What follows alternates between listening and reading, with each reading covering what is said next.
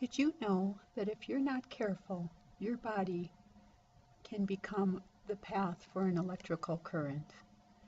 In this chapter, we are going to talk about safety and the importance of always paying attention to not only your surroundings, but your physical presence in a situation. Electrical shock occurs when your body becomes part of the electrical current. The current must enter the body at one point and leave through another. The main factor for determining the severity of an electric shock is the amount of electric current that passes through the body. The amount of current that passes through the body depends on where the current enters and exits. Look at these images and see how the path enters and leaves a body. An important factor to keep in mind is resistance, and resistance is the opposition to the flow of current in a circuit and is measured in ohms. Different parts of your body have different resistance measures.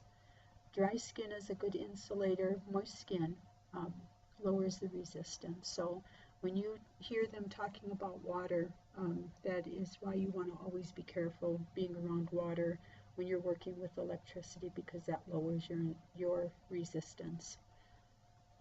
Internal resistance is low because of the salt and moisture that's contained in the blood.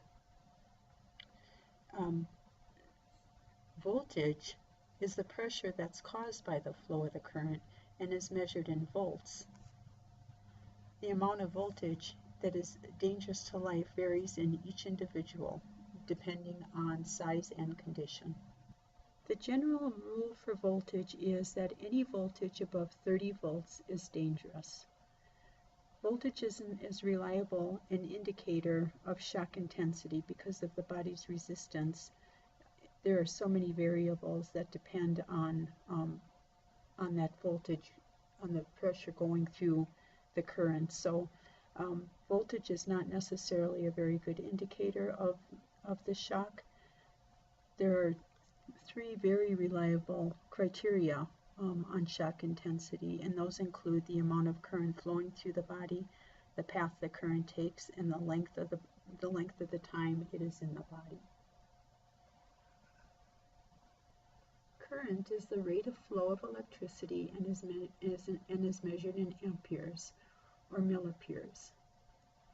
1 milliampere is equal to 1/1000th of an ampere. This is important information because this will help you determine the current flow, and it can be calculated using the following Ohm's law formula. So current is equal to voltage divided by resistance.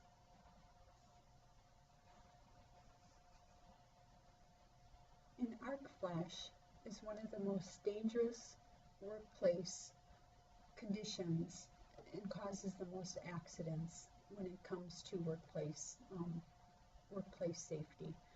An arc flash is when you cause something to short circuit, so it's usually inappropriate use of a piece of equipment or contacting the equipment coming in contact with something it shouldn't be in contact with. So just note that 80% of electrical workplace accidents are caused by arc flash. Arc flashes are so dangerous that they can produce temperatures 4 times hotter than the surface of the sun. So as far as safety goes, we cannot stress enough that you pay attention to your conditions and make sure that you follow all the safety rules.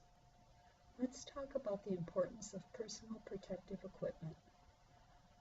There is a set of equipment that you want to make sure that you have with you and on you at all times when you're dealing with electricity.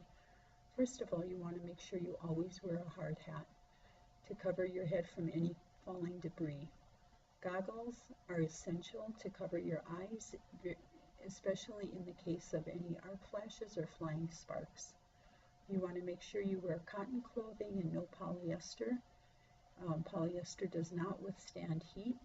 You want to make sure that you have tight sleeves and tight trousers, so trouser legs to avoid any hot sparks or ashes or fire running up your legs or shirt You want to make sure you are not wearing any rings on your fingers to cause any kind of attraction to electricity, and always wear safety shoes.